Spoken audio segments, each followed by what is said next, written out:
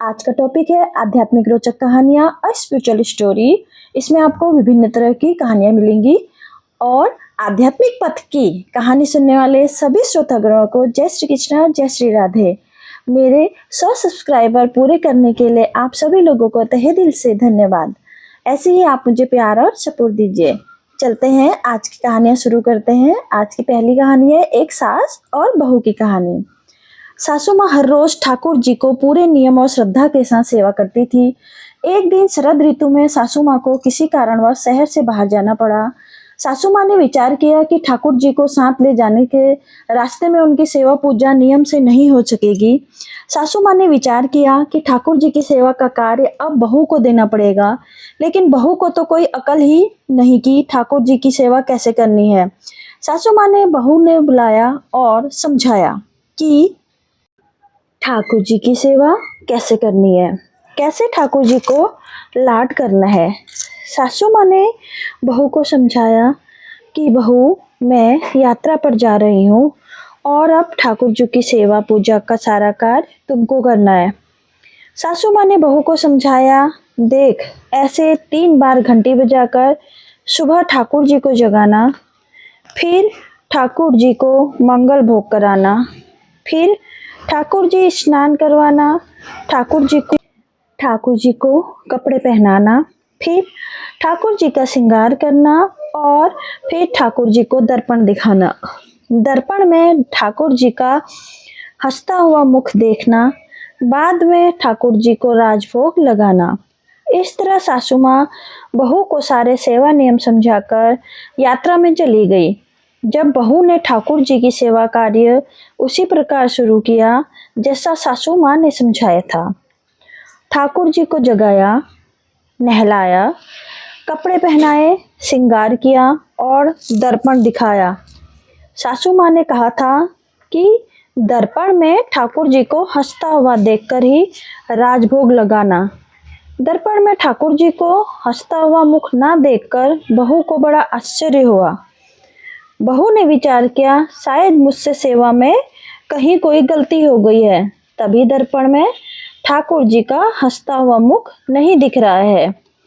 बहू ने फिर से ठाकुर जी को नहलाया, श्रृंगार किया, दर्पण दिखाया, लेकिन ठाकुर जी का हंसता हुआ मुख नहीं दिखा। बहू ने विचार किया कि शायद फिर से कुछ गलती हो गई है। बहू ने फिर से ठाकुर जी को नहलाया, श्रृंगार किया, दर्पण दिखाया। जब ठाकुर जी का हंसता हुआ मुख नहीं दिखा, बहू ने फिर से ठाकुर जी को नहलाया। ऐसा करते हुए बहू ने ठाकुर जी को बार बार स्नान किया, हर बार दर्पण दिखाया, मगर ठाकुर जी का हंसता हुआ मुख नहीं दिखा। अब बहू ने 13वीं बार फिर से ठाकुर जी को नहलाने की तैयारी की। अब ठाकुर जी ने विचार किया कि जो इसको हंसता हुआ मुख नहीं दिखा, तो ये आज पूरा दिन मुझे नहलाती रहेगी। अब बहू ने ठाकुर जी को नहलाया, कपड़े पहनाए, श्रृंगार किया और दर्पण दिखाया।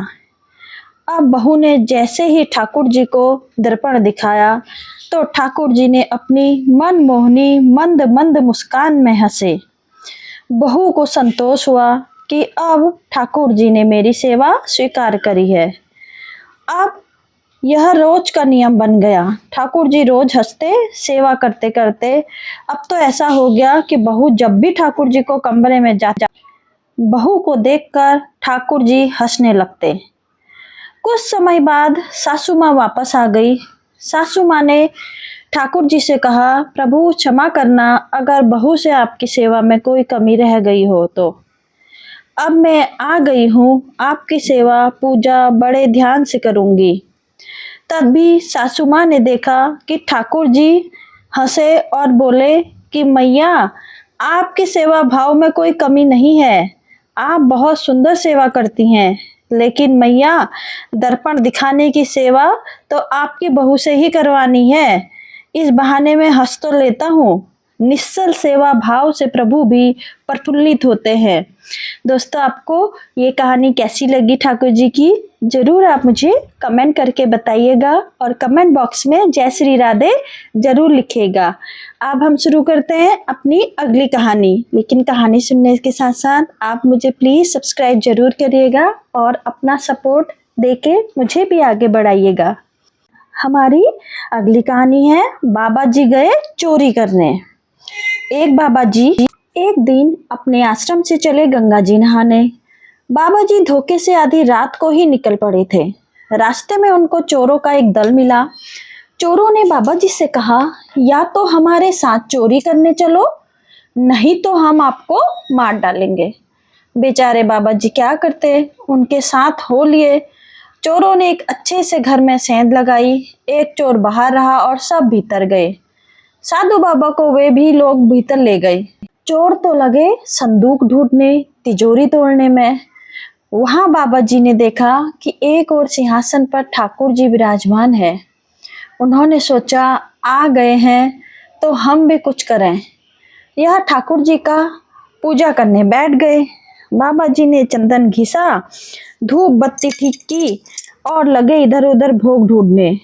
वहां कुछ प्रसाद था नहीं। सोचा ठाकुर जी के जागने पर कोई सती सेवक आ जाएगा तो उससे पहले भोग मंगा लेंगे।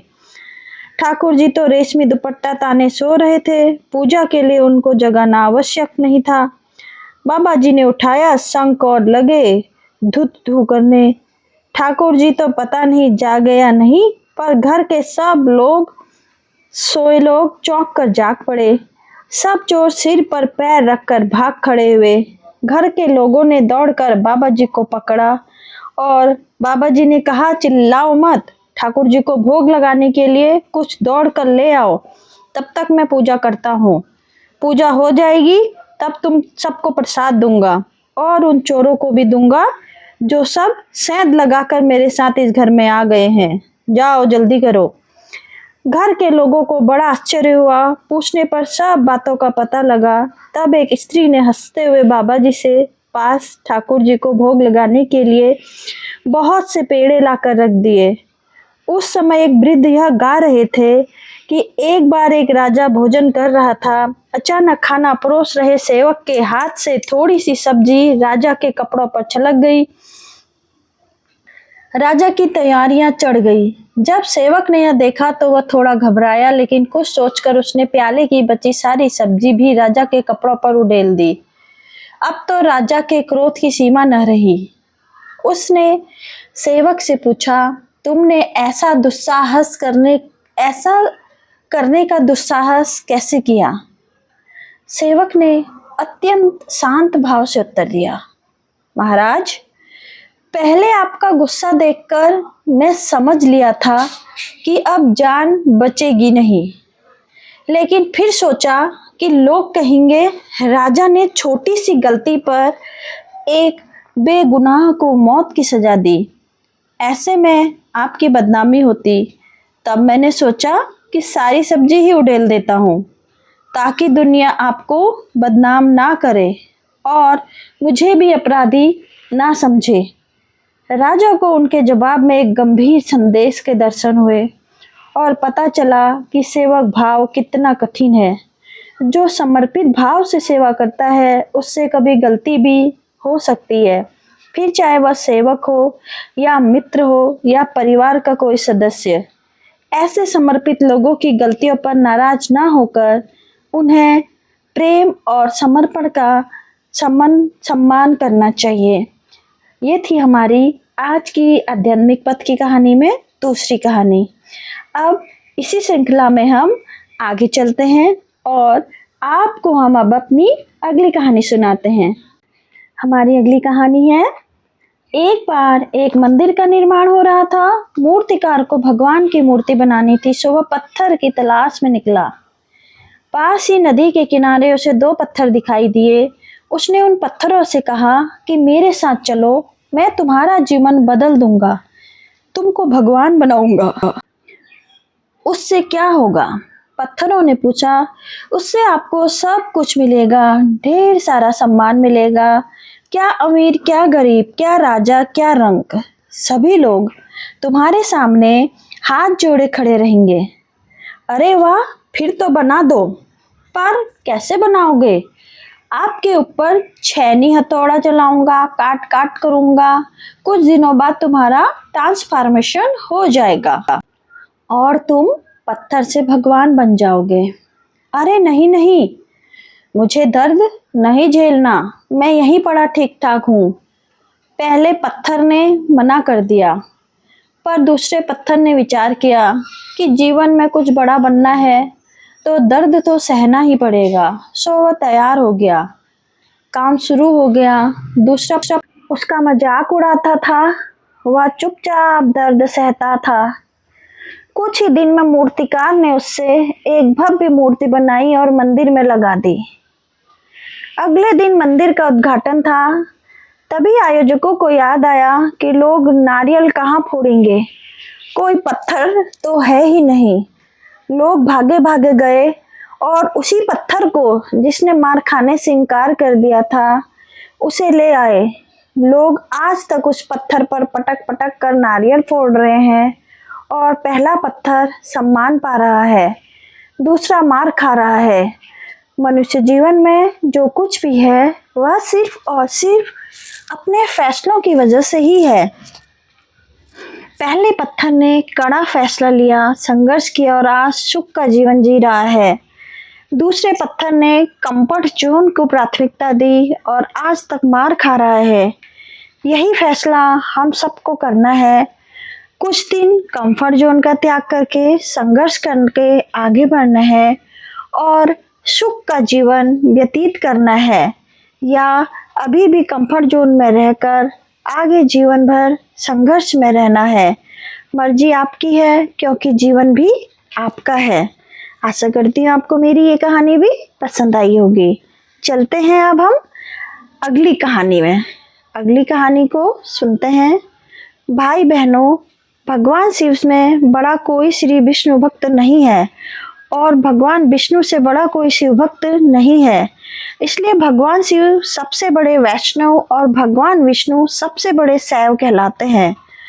9 साल के छोटे बाल रूप में जब श्री कृष्ण ने महारास का उद्घोष किया था तो पूरे ब्रह्मांड में तपस्वी प्राणियों से भयंकर हलचल मच गई कि काश हमें भी इस महारास में शामिल होने का मौका मिल जाए। दूर दूर से गोपियां, जो कि पूर्व जन्म में एक से बढ़कर एक ऋषि, मुनि, तपस्वी, योगी, भक्त थे, महारास में शामिल होने के लिए आतुरता से दौड़े। महारास में शामिल होने वालों की योग्यता को परखने की जिम्मेदारी भी श्री ललिता सखी की थी, जो स्वयं श्री राधा जी की प्राण प्रिय सखी थी और उन्हीं की स्वरूपा भी थी। सज्जनों, हमेशा एकांत में रहकर कठोर तपस्या करने वाले भगवान शिव को जब यह पता चला कि श्री कृष्ण महारास शुरू करने जा रहे हैं तो वो भी अत्यंत खुश होकर तुरंत अपनी तपस्या छोड़ पहुंचे श्री वृंदावन धाम और बड़े आराम से सभी गोपियों के साथ रास स्थल में प्रवेश करने लगे। पर द्वार पर ही उन्हें श्री ललिता सखी ने रोक दिया और बोली कि हे महाप्रभु, रास में सम्मिलित होने के लिए स्त्रीत्व तो जरूरी है। तब भोलेनाथ ने तुरंत कहा कि ठीक है, तो हमें स्त्री बना दो। तब ललिता सखी ने भोलेनाथ का गोपी वेश में श्रृंगार किया और उनके कान में श्री राधा कृष्ण के युगल मंत्र की दीक्षा दी।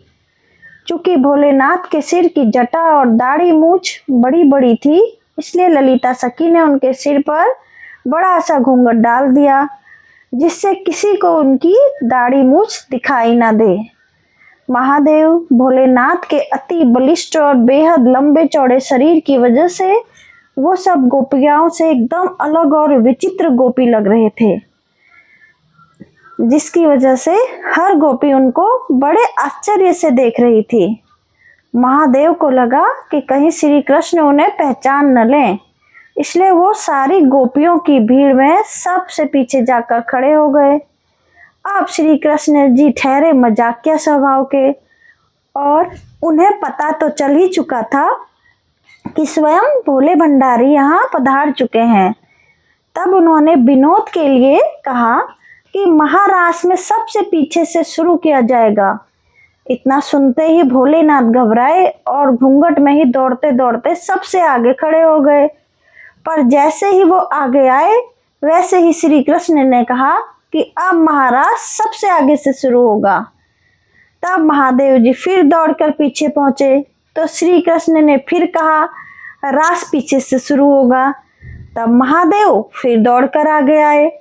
इस तरह कुछ देर तक ऐसे ही आगे पीछे चलता रहा और बाकी की सभी गोपिकाएं आश्चर्य से खड़े होकर श्री कृष्ण और महादेव जी के बीच की लीला देख रही थी और ये सोच रही थी कि ये कौन सी गोपी है जो डील डॉल में तो एकदम भरकम है, पर बार बार शर्मा कर कभी आगे भाग रही है तो कभी पीछे, और जैसे लग रहा है कि श्री कृष्ण इसको जानबूझकर हैरान करने के लिए बार बार आगे पीछे का नाम ले रहे हैं। कुछ देर बाद श्री कृष्ण ने कहा कि महाराज सबसे पहले इस चंचल गोपी से शुरू होगा जो स्थिर बैठ ही नहीं रही है। यह कहकर श्री कृष्ण ने भोलेनाथ का घूंघट हटा दिया और आनंद से उद्घोष किया, आओ गोपेश्वर महादेव, आपका इस महारास में स्वागत है। और उसके बाद जो महाउत्सव ऐसा हुआ कि ऋषि महर्षि भी हाथ जोड़कर नेति नेति कहते रहे। इस महाराष्ट्र के महासुखों के शब्दों में बयान नहीं किया जा सकता। तब से आज तक भगवान शिव शंकर वृंदावन में गोपेश्वर के रूप में ही निवास करते हैं। वृंदावन के गोपेश्वर महामंदिर में जहां उनका रोज शाम को गोपी रूप में नित्य रास के लिए श्रृंगार किया जाता है। भाई बहनों, श्री गोपेश्वर महादेव का दर्शन और इनकी इस कथा का चिंतन करने से श्री कृष्ण की भक्ति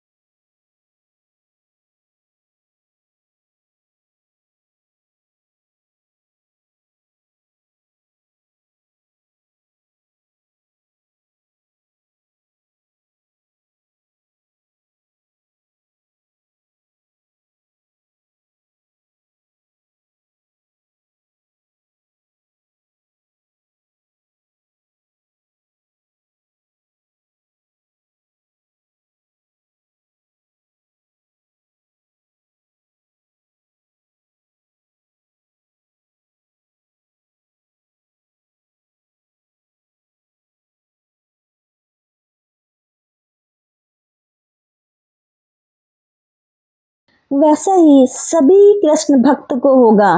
तो इसी श्रृंखला की अंतिम कहानी सुनाने जा रही हूँ, कृष्ण जी की कहानी। एक वृद्ध महिला एक सब्जी की दुकान पर जाती है।